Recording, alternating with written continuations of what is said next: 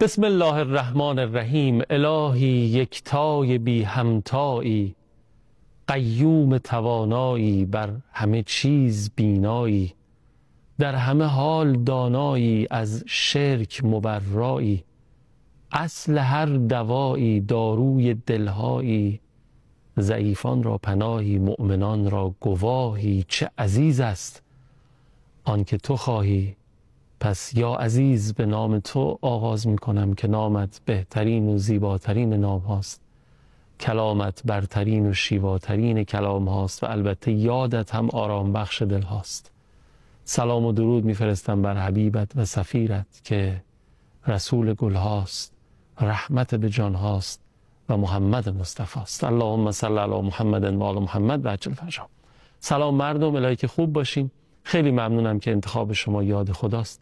خدا کنه اینجا به شما خوش بگذره. ما همچنان به دعای خیرتون مشرف هستیم در امامزاده موسی مبرقع در شهر مقدس قم و هرچند ما نایب الزیارتون هستیم اما آرزو می‌کنیم خیلی زود شما زائر این مکان مقدس باشین. خیلی ها از جای کشورمون و از نقاط مختلف دنیا، هرچی سادات تقوی و نقوی و رضوی هست که برمیگردن به ایشان، میان اینجا و توسلاتی و خلاصه دست پر برمیگردن. انشالله که زیارت با معرفتشون نصیب و قسمت شما بشه انشاءالله، به برکت صلوات بر محمد و آل محمد. اللهم صل علی محمد و آل محمد و عجل فرجهم. خوش آمدید به یاد خدا.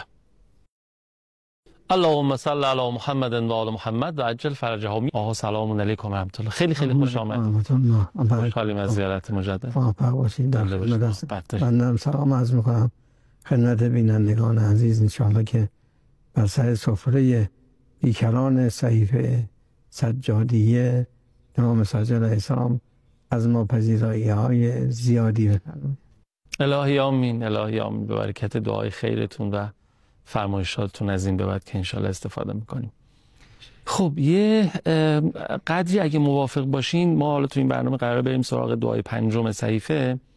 یه قدری راجع به خود صحیفه شریف سجادی از شما بشنویم، جایگاهش، اهمیتش. من خیلی از علما و عرفا و بزرگان و مراجع رو در تاریخ و حال دیدم و شنیدم که واقعا عشق می‌ورزن به این کتاب شریف. چی داره مگه این کتاب؟ چیه ماجراش؟ بسم الله الرحمن الرحیم. الحمد لله رب العالمین و صلی الله علی محمد و آله الطاهرین و لعنت الله علی اعدائهم اجمعین. قل ما یعبأ بکم ربی لولا دعاؤکم. بحث دعا بحث بسیار عمیق و گسترده و ابعاد مختلفی داره.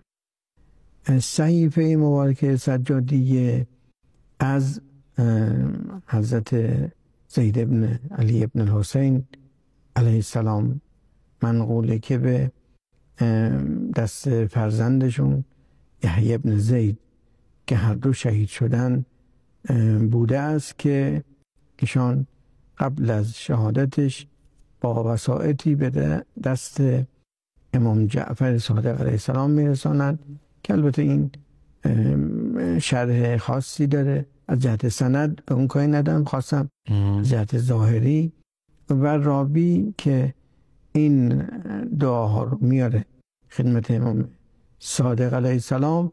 خب ائمه ما علیهم السلام نور واحد هستن. بله.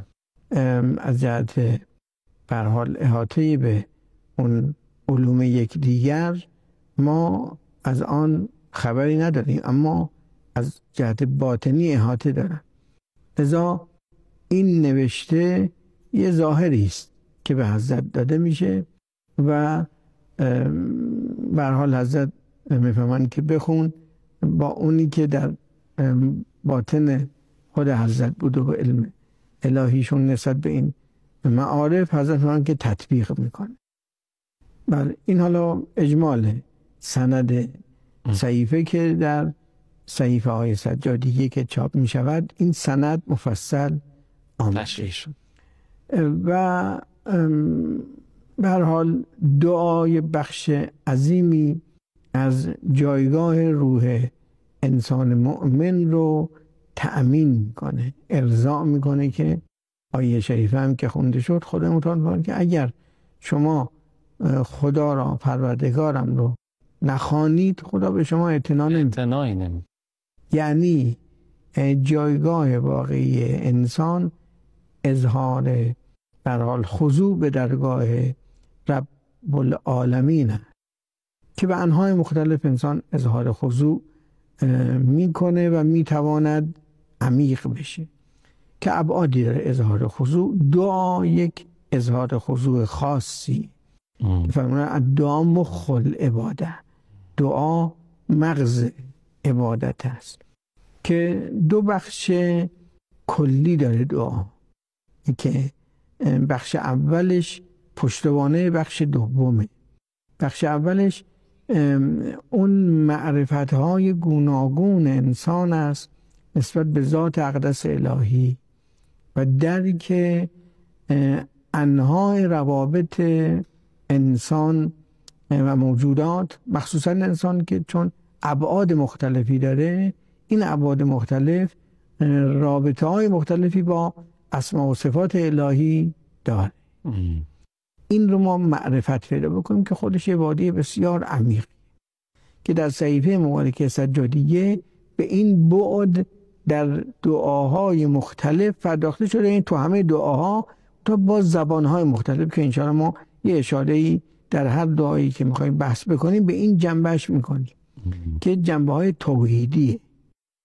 اون بخش دومش تقاضاست که ما از خدای متعال اموری را تقاضا میکنیم که خدای متعال اون جنبه های تقاضا و نیاز رو در ما قرار داده که آیه دیگر این رو بیان میکنه ادعونی استجب لکم.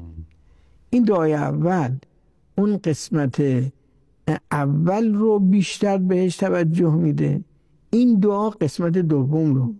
استجابت دعای این چی؟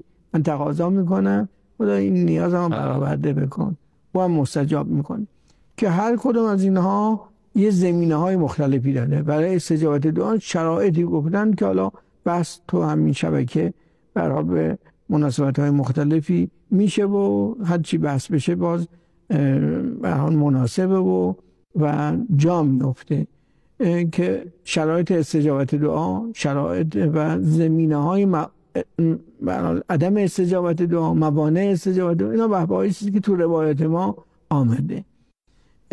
غرض اینه که تو این صحیفه مبارکه به هر دو جنبه دعا پرداخته شده. تا هر کدام از این دعاها یه تقاضاهای مناسبی رو از خدای متعال ما داریم که این تقاضاها از خدایی که دارای کمالات است ما اینها رو می‌خواهیم که به اون بعد اول توجه داده میشه. خیلی خوب. به دو تا نکته فرمایشات شما باعث شدن به دو تا نکته خیلی ذهنم درگیر این دو تا موضوع بشه. یکی این که فرمودید دعا مغز عبادته.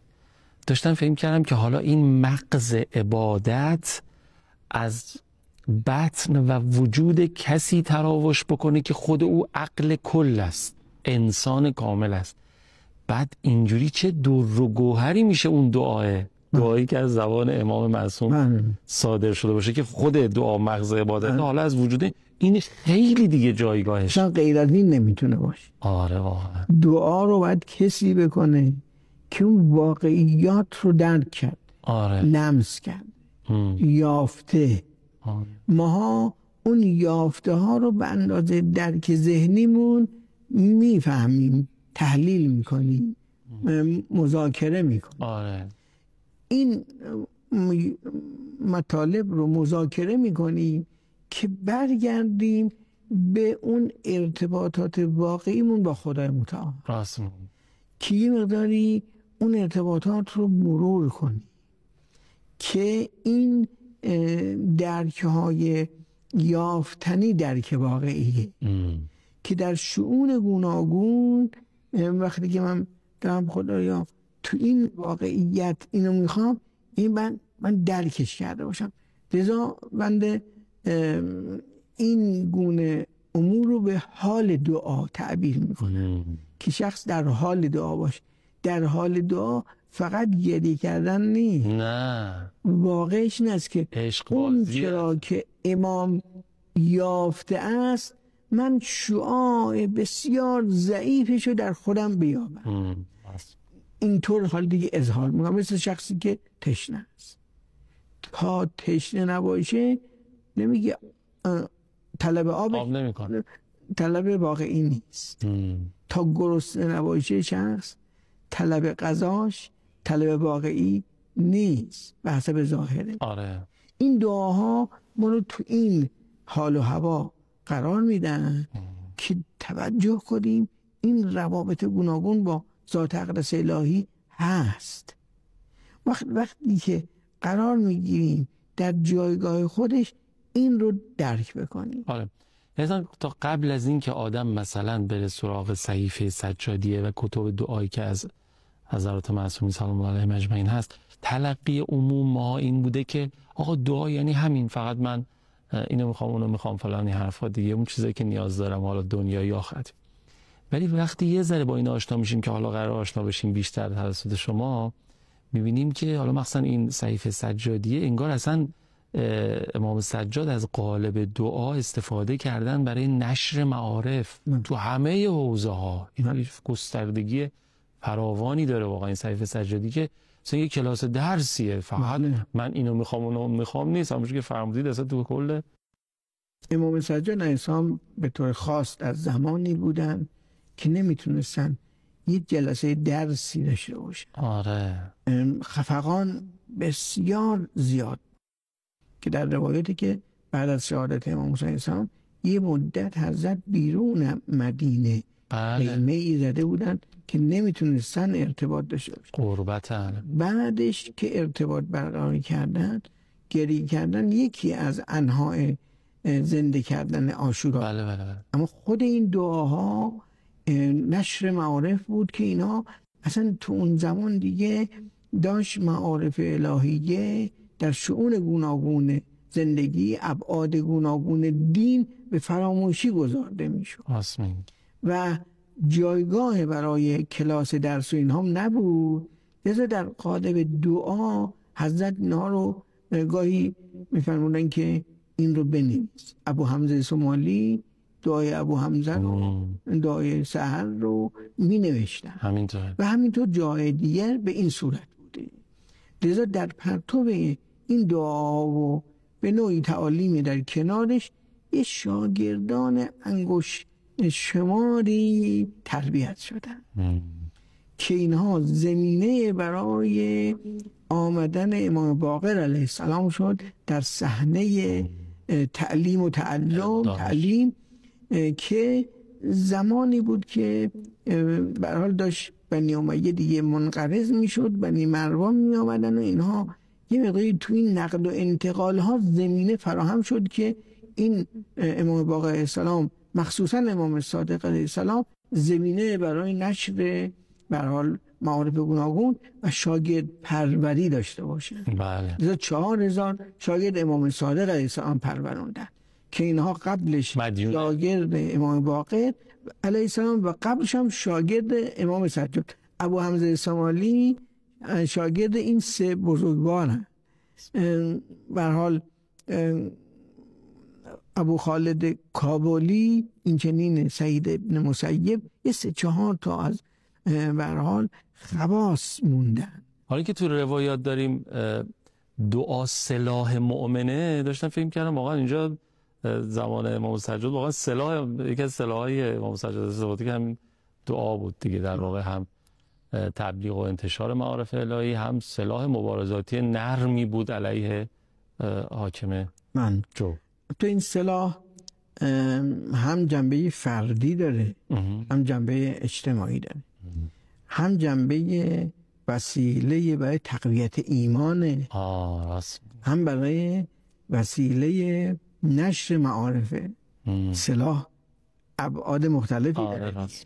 لذا ملاحظه میکنیم امام موسی علیه السلام در روز عاشورا 2 تا دعای ناب داره. یکی اول روز اللهم انت ثقتی فی کل، به نوعی داره خودش رو برای آماده میکنه برای اون اتصال واقعی. و یک دعا هم دیگه اواخر که خیلی عمیقه، اللهم انت متعال المکان و الجبروت، که خودش یکی دو جلسه نیاز داره که بحث بشه و ابعادش، که این نشون دهنده این است که این اولیا در عین حالی که با فعالیت‌های روزمره مخصوصا در مسائل خیلی ناب سخت، مبارزه با دشمن دیگه، اینجا همه حواس برای ماها برای این مسئله است. اما این اولیا نه، این اولیا هم ظاهر رو دارن با این وظایف، هم باطن رو دارن که اون ارتباط با ذات اقدس الهی رو دارن اظهار میکنن. اصلا ویژگی این اولیا اینه که تو هیچ عرصه‌ای و لحظه‌ای از اون نحوه ارتباط با ذات اقدس الهی غافل نیستن. لذا عمار یاسر میبینه علی علیه السلام در صفین خلاصه شمشیر میزنه، یه چیزی هم زیر زبان جاری میکنه، حساس میشه. عمار دیگه اهل معرفت، چی میگی؟ حضرت فرمودن شب جنگ بدر جبرئیل آمد این ذکر رو به من یاد داد و به پیغمبر اکرم صلی الله علیه و آله گفتم. حضرت فرمود علمت الاسم الاعظم، اسم اعظم تعلیم شدی. اون ذکر هم اینه، یاهو یا من لاهو الا. خیلی عمیقه، اون سالها نیاز داره به توضیح. دست شما درد نکنه، خیلی حظ بردیم. اگر اجازه بدین یه فاصله بگیریم و برگردیم ببینیم چی کاریم. با اجازه شما بفرمایید. اللهم صل علی محمد و آل محمد و عجل فرجهم خودش یه دعاست و دعای مستجابه که خیلی هم ما توصیه شدیم که زیاد این دعا رو بکنیم. خب من یادم افتاد یه عبارتی دارن امام خمینی رضوان الله علیه توی وصیت‌نامه الهی سیاسیشون راجع به دعا و صحیفه سجادیه، که حالا علاوه بر این که میگن زبور آل محمد، میگن قرآن ساعد. خیلی حرف قابل تأملیه و دوست دارم اگه صلاح میدونین راجبش هم صحبت بکنی. یعنی چی دعا قرآن ساعده؟ باید قرآن نازل رو یه اجمالاً توجهی بشه. قرآن به هر حال بیانگر حقایقی است که از خدا نازل شده، تنزل کرده از ذات ربوبی، حقایق عالم از ذات اقدس حق تعالی تنزل پیدا کرده. قرآن که دارای مفاهیم و الفاظ و اینهاست، حاکی از این حقایقه که گفته میشه قرآن نازل. قرآن نازل به این معنا. وقت دعا اون قالب هایی است که درک ما رو از این واقعیات حکایت میکنه که من این واقعیات هستی را که به حق تعالی تکیه میکنه و از او صادر شده و نازل شده، اینها رو فهمیدم به اندازه خودم دارم به خدا عرضه میکنه. یا من ارجوه لکل خیر، مثلا تو منشأ همه خیراتی، منم که با تو به هر حال ارتباط دارم این حالت امید رو دارم، هم درک این که او منشأ همه خیراته و این که منم این خیرات رو میخوام. مثل یه آینه‌ای که حالا نمیدونم چقدر این تشبیهتون درست باشه، اون نور رو، اون تصویر رو میگیره و دوباره منعکس میکنه به سمت بالا، که اینا در واقع با همدیگه قرینه، قرآن و دعا. لذا می‌بینیم که تو خود قرآن هم دعا هست. آره، دعاهایی که از انبیا آمده خیلی به حال مهمه. خب اینا بنگر چیه؟ خواندن خداست که این کمالات داره، خدا میبخشه، من این بخشش رو از اون میخوام. رب اغفر لی و لوالدی رب اجعلنی مقیم الصلاة و من ذریتی. ربنا اننا اسکننا من ذریاتنا در دل حضرت ابراهیم که مکه آمدند و داره از خدا تقاضا میکنه که خدایا تو ما رو اینجا آوردی تحت ربوبیت خودت، این ربوبیت من رو به اینجا کشونده و اینجا من فهمیدم اسکنت من ذریتی به باد غیر ذی زرع. وقت تو اینجا منو میخوای تربیتم بکنی، حضرت اسماعیل اینجا میاد، کعبه میاد و الا ماشاءالله. این ربوبیت تشریعی خدای متعال داره با این قاعده اظهار میشه. خدا ربوبیتشو بدون خواسته ما داره، ما این ربوبیت رو درک میکنیم، انبیا نبی اینو اظهار میکنه که منم تحت این ربوبیت قرار گرفتم، پس من رو تربیتم بکن. پس بنابراین این چنین ماهیت دعا ربنا لا تزغ قلوبنا بعد إذ هدیتنا و هب لنا من لدنک. یعنی انسان میبینه تو این عالم تحولات مختلفی بهش پیش میاد. یکی از تحولات فکری بینشی که حالا ما بعد از هدیتنا به این درک واقعیات که هدایت باشه رسیدیم، تو هم ما رسوندی، حالا از اون میخواییم که زمینه برگشت رو فراهم نکنه، جلوشو بگیره. پس این ارتباط با ذات اقدس الهی همیشه باید مورد توجه باشه. قرآن این واقعیت رو بیان میکنه، این واقعیت که در نای خدا صادر شده، داره نازل، قرآن نازل. دعا اون قرآن ساعده، این حقایق داره اظهار میشه به در طرف خدا، ساعده به این من.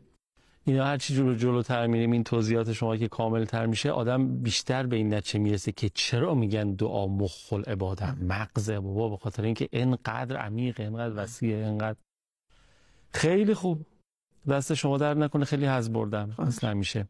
ما میخواستیم بریم سراغ دعای پنجم صحیفه سجادی، قدری با دعای پنجم آشنا بشیم، ولی این جلسه کاملا اختصاص داده شد به کلیت خود صحیفه سجادی. به نظرم جام داشت و انشاءالله از هفته آتی این خبر رو بدم که ما هفته آینده انشاءالله به شرط توفیق حیات میپردازیم به دعای پنجم. درست آجا؟ خیلی ممنونم. عواملی ندارین؟ محتاجیم به دعاتون. سلامت باشین. خیلی ممنونم. دل گفت وصالش به دعا باز توان یافت، عمری است که عمرم همه در کار دعا رفت. اللهم عجل ولیک الفرج. یا حق.